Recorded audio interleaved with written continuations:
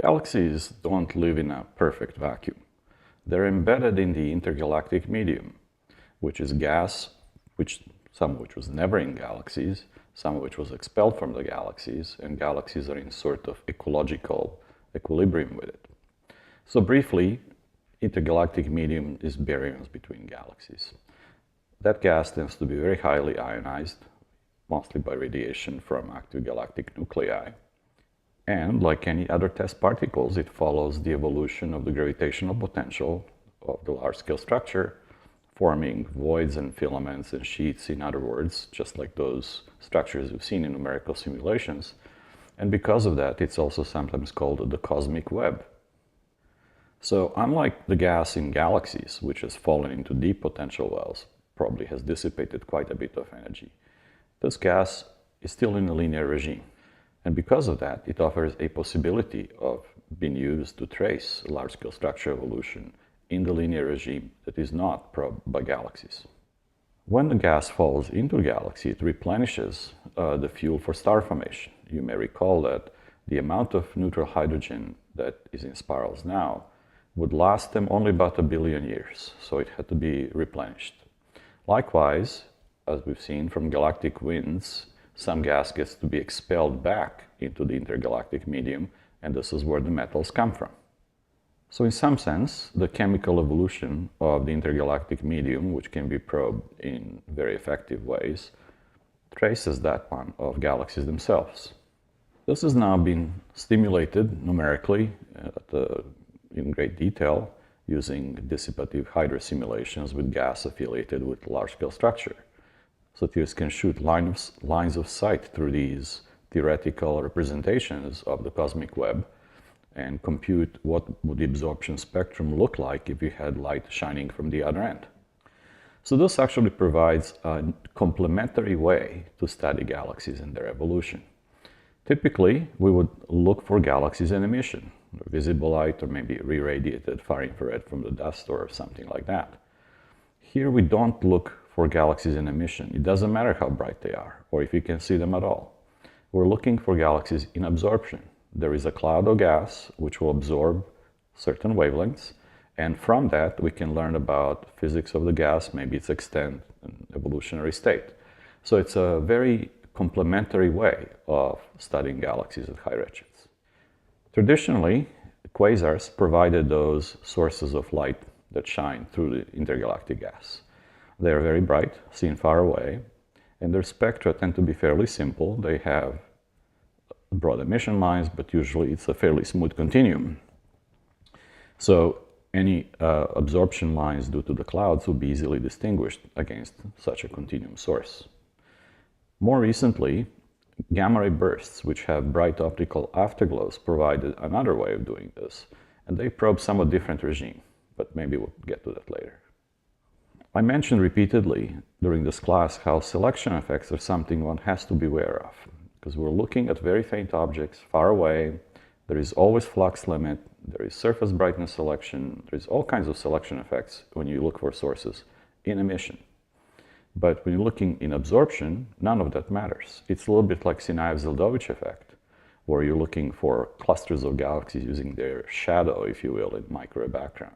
Well, here we're looking, in some sense, the shadow produced by the gas associated with galaxies or large-scale structure. There are a variety of different kinds of absorption systems, usually called QSO absorption lines because QSO quasars were used to find them. Hydrogen, being the most common element, accounts for most of it. And they're divided according to their column density, by the amount of hydrogen that you look through along that line of sight. The thinnest are the so-called Lyman alpha forest clouds. They're small, subgalactic size clouds, and they're heavily ionized, but they're easily seen in absorption Lyman alpha line. As you increase the column density, you find so-called Lyman limit systems and then damped Lyman alpha absorbers, and talk about that in more detail. Usually, there is some metallic line absorption associated with high column density hydrogen clouds. This is probably because they're associated with galaxies in some way or other. There are also helium equivalents of all this, seen further in ultraviolet, but since hydrogen is more common, it's easier to observe. Usually people just worry about hydrogen.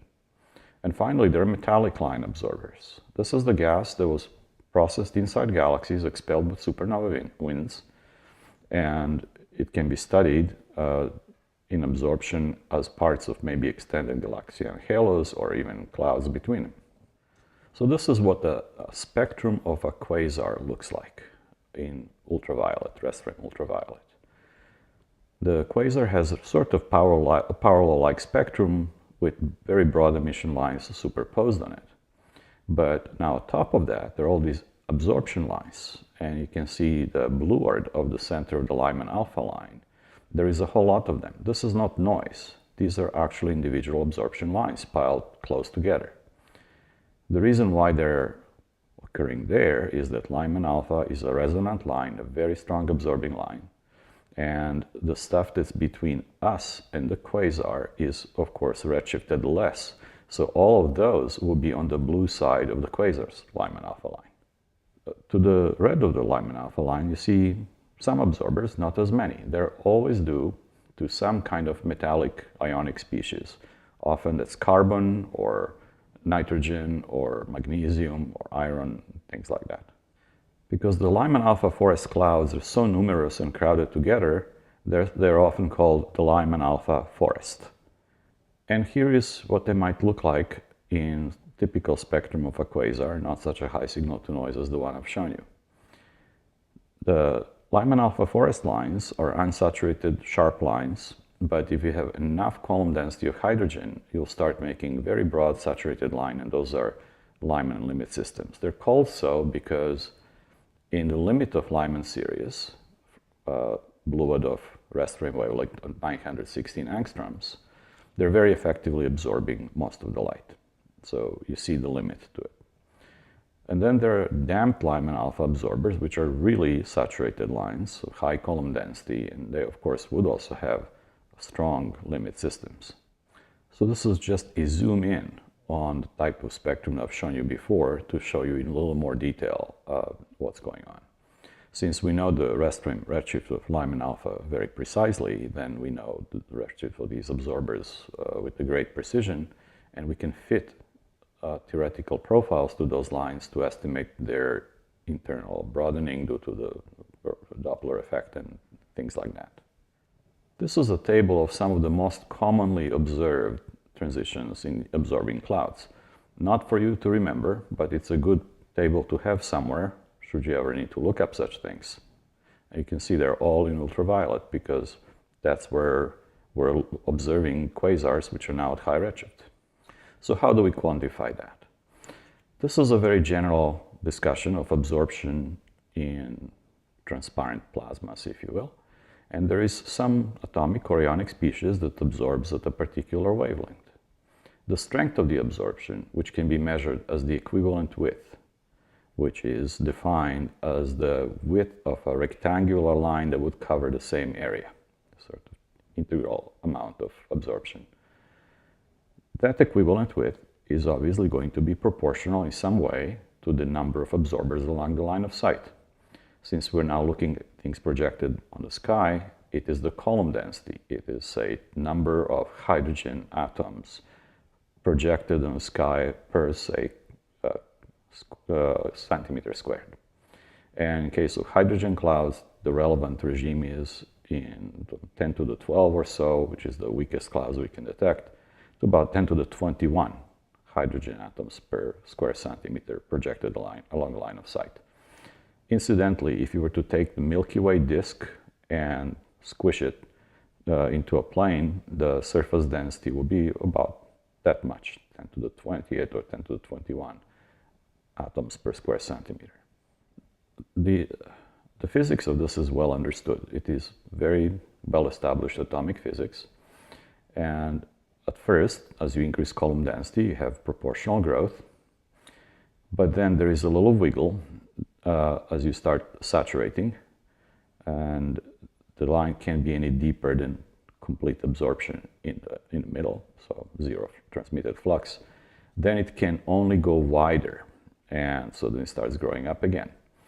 The exact position of this wiggle depends on the Doppler broadening that's present in the line.